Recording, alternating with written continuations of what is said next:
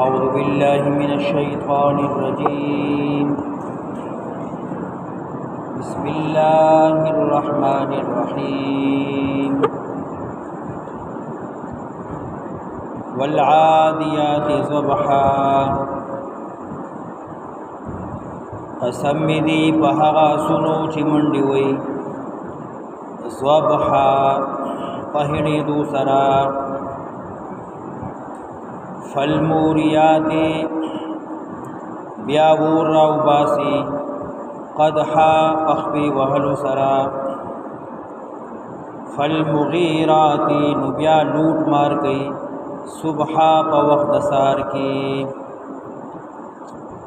فاثرنا نو بیا پورتا گئی بہی پدی وقت نقعا دوڑی لرا. فوسطنا نبیا دندشی به بدغ وقت جمعا لخکر د دشمن تا. یقینا انسان د خپل رب خامخ ډیر ناشکر دی او دغه انسان پدی گواہی ورکوونکی دی او یقینا دغه انسان په مینا د مال کې ډیر کلک او سخت دی. آیا دې پوه نه لري کله چې پورته کړی شي هغه مړي چې قبرونو کې دي او سرګن بکړی شي هغه چې په سینو کې دي. یقینا رب د دې بهم دې سره په دغه ورځ خامخا خبردار دی. سورۃ القارعہ یو سورت 101 او نزول کی دیرشم دے رستو د سورہ قریش. او دی صورت کی هم اثبات د قیامت کی قیامت په خامخ راځي او د انسانانو پریشانی او داغي حیرانی او داغي هغه د زړونو لوی تکلیف لا ذکر کوي. د قیامت نمونو کې یو نوم القارعه ده.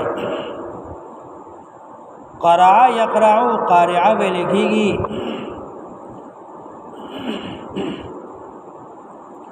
داسې आवाज چې هغه سره زړه وټکېږي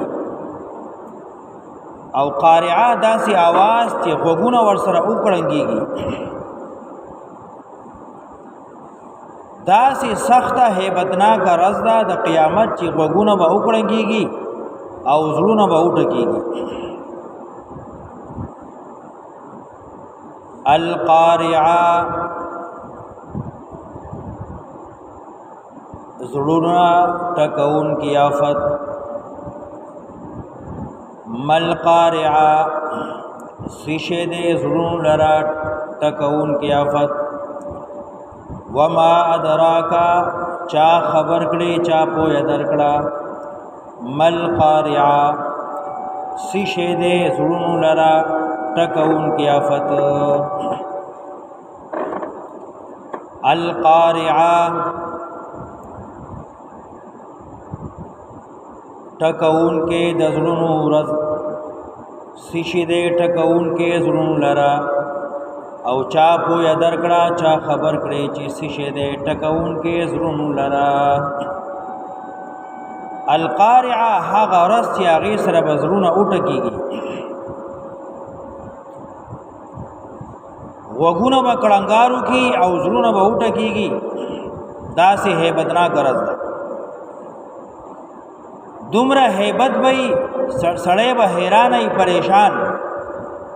او زړه به ودردېږي او وټکېږي. القارعة ما القارعة وما أدراك ما القارعة. زړونو لا ټکون کی آفت او صدې د زړونو ټکون کی آفت او چا پوهه درکړه چې سیشه دې زړونو لرا ټکون کی آفت. یوم یکون الناس پدغه ورځ شي به خلق کالفراش پشان د پتنګانو المبثوث خوارور. لکه کله چې دیو بل شي اور بل شي او پتنګان راشي کر ور خوارور په یوځای ساری دی نشي خواره واره کر ور رواني پتنګان چنجي او سوره قمر کې تللی دي کأنهم جراد منتشر تبه وای چې دا خلق پشان د ملخانو دی کر ور روان دي او دلته وی پشان د پتنګانو خواره واره یوم یکون الناس کالفراش المبثوث شیب خلق پشان د پتنګانو کرور خوارور وتكون الجبال شیب غرنا کالعهن پشان د وړی کالعهن پشان د رنگینی وړی دا دومره درانه او لوی لوی غرونه دا بداسي شي لکه رنگینه وړی س غرونه سپین دي س تور دي س سره دي رنگ پرنګ وتكون الجبال كالعهن او شیبا غرونه پشان د رنگینی وړی المنفوش ډندت شوی تار تار لکه نن بیان چې په ماشین کې یا په ډندو دا مالو چوي او دا پورته هوا کې الوزي ډندت شوی او تار تار شوی الوزول شوی او اوچت کړي شوی دا مالوچان چې په هوا پاس الوزي دا درانه درانه لوی لوی غرونه دا بداسي الوزي وتكون الجبال كالعهن المنفوش او شیبا غرونا پشان د رنگینی وړای ډندت شوی فاما من ثقلت موازینه نو هر چې هغه څوک چې درانه شو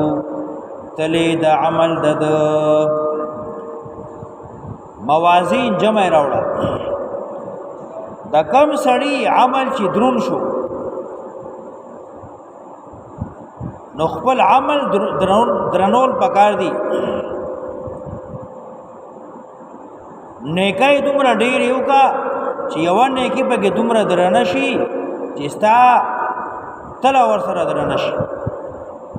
فاما من ثقلت موازینه نو هر چې هغه څوک چې درنه شي تل د عمل د فهو نو دغه سړی فی عیشة راضیه په خوشاله ژوندانه کې وي فی عیشة راضیه په ژوندانه خوشحال کې وي راضیه ای مرضیه دی به خوشاله خوشاله یعنی دی به کامیاب شي جنت ته بلاړ شي واما من خفت موازینه او هر چې هغه څوک چې سپک شي موازینه تلی د عمل د گناهونه ډیر زیات کړیو لیکن یو ګناه دومره درونو چې ټول نیکه ور سره ختم شو معمولی نیکی با معمولی نه غني او معمولی ګناه با معمولی نه غني واما من خفت موازینه او هر چې هغه سړی چې سپک شو تلا د عمل د کافر دې کډیر نیکیو کی ډیر خیراتونو کی ډیر زار وکړي خود د عمل بے وزن دی اس وزن نشتا بے فائدې عمل دی د مسلمان عمل کی کا اخلاصي د الله یرا او خشیتی او للهیتی او دې کې خلوصي نو دا عمل وزنی دی او د کافر عمل کډیر زیاتی خدا بے وزن دی اس وزن طول نشتا واما من خفت موازینه هر چې هغه څوک چې سپکې شوي تلې د عمل د